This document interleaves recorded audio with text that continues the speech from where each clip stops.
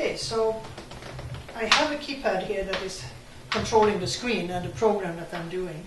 So when I have new riders coming on, I always go to this screen first, which is called instruction screen, where it shows all the sensors on the horse, but it doesn't involve the steering. And as you can see now, there's a big red dot on the seat sensor. Yep. So I'm resetting the saddle for me and my weight. And then I put this down, and then I tell Luke to move with my legs. And when I touch him with my legs, he starts to walk, trot. So I touched him again, so he goes a little bit faster. And this is trot. Here I can teach riders to keep their hands steady, to keep their elbows bent, and to concentrate on keeping the horse straight. So as you can see on the screen here, how this affects the head. The neck is moving like this. And then, of course, the legs, so I can pick up the canter if I want to. Left canter. And then I can have a horse to go faster. And I can take him back.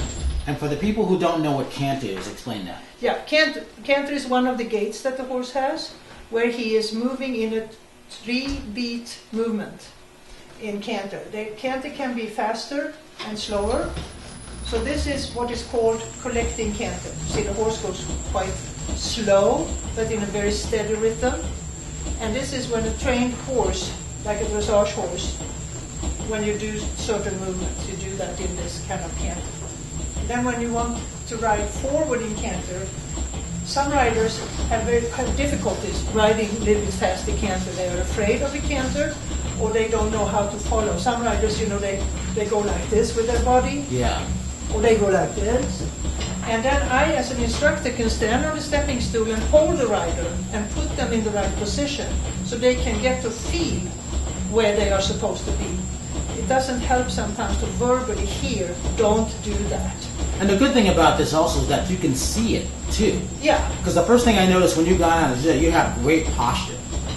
And this also helps build your... Yeah, and that's why I also have mirrors here, because riders that are used to riding like this, when I put them in the position here, they say, I'm leaning back. Right. And I say, no, look in the mirror, and then they can see for themselves where they are at.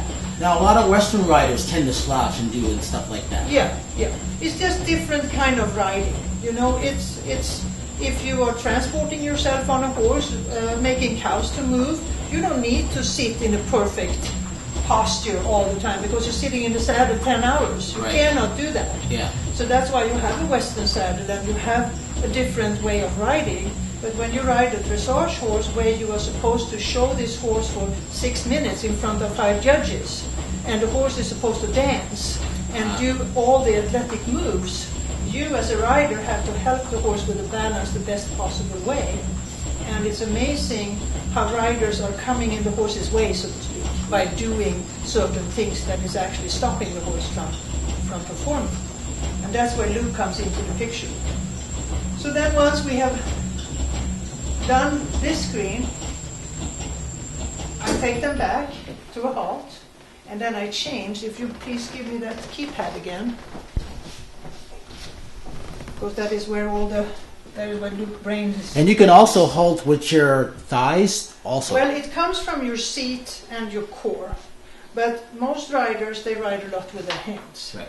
So when they want to do something, they block, so to speak. They just lock the hand, and of course then Luke make a sudden stop. I noticed one thing. You also, and I've been working on this. You said it's not a lot of pulling. It's more of this like gradual with the hands. Kind of that you're following the horse in his movements. And that's the problem many riders have, is that they are so tense. So they are not really following the horse. They try to make the horse follow them instead of you follow the horse.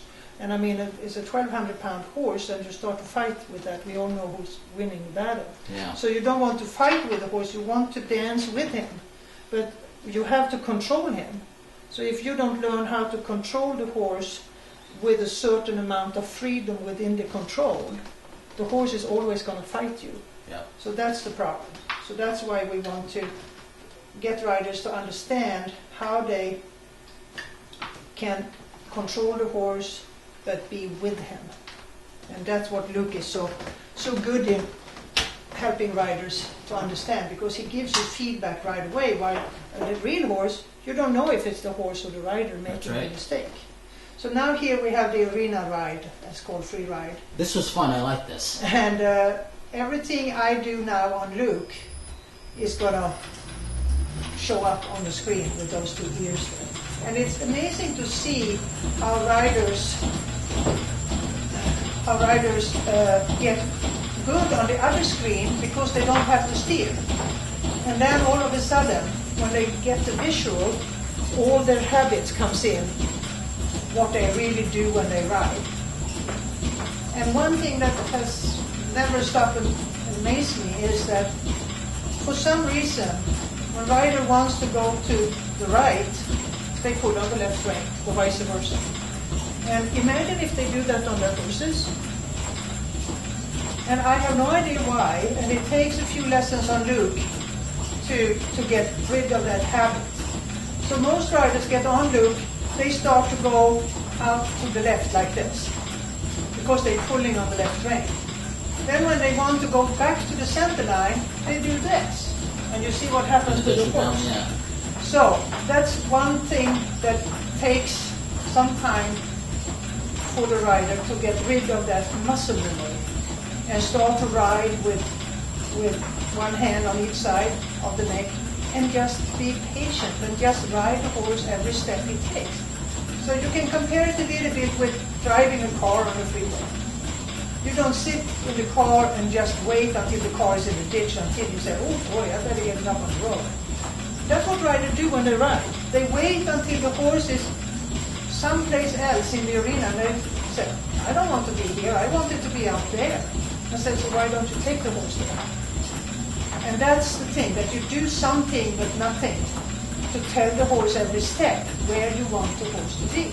And then the horse feels secure within that control, and he feels that you are not restricting him, but you are with him every step of the way. Now, why do people like this? Because it's sort of like a game, and it makes them feel like they're part of something that they can actually see, even with the mirrors? I think it is because they realize very quickly what they're doing with their horses when they ride, and they realize also why they are having trouble with their horses in certain areas. And when they see that it's themselves causing the problem, then they are able to fix this and go back to their horse, and the horse is performing so much better for them. And I think that's people that realize that they can always improve, they come here to ride Luke. Now, when you travel with Luke, what's that experience like? It's fun because people are very excited where we go, and I always have full days teaching, and I put Luke in a big trailer, toy hauler, where he travels in the back, and it's so big so I can actually live in it and be comfortable for a week or 2 weeks. And we go to places, different places, set up the whole trailer, and then I just hook up Luke with the power, and people come in and ride. And I have been to Texas, Oklahoma, Arkansas, and I get inquiries from Iowa and from all different kind of places. I get inquiries. Now, you just changed to what? I just picked up the left canter, and it's also with the legs I do that, and then I can practice different moves in the arena depending on the level of the rider. Some riders have problem just staying in canter because they're pulling back on the reins. Right. So he goes back to trot all the time. Or then we can practice different movements that they are supposed to do with their horses. Pick up the canter, go counter canter, do flying changes, pirouettes. All those things we can practice. But first of all, riders have to learn to sit and just go straight without altering their hands. Lots of riders have huge problems with their hands. They ride like this, and they just kind of pull, and it just takes time to change those habits. And that's what's so great with Luke, is that you can just keep practicing and practicing, and he does not change anything. He goes the same rhythm the whole day.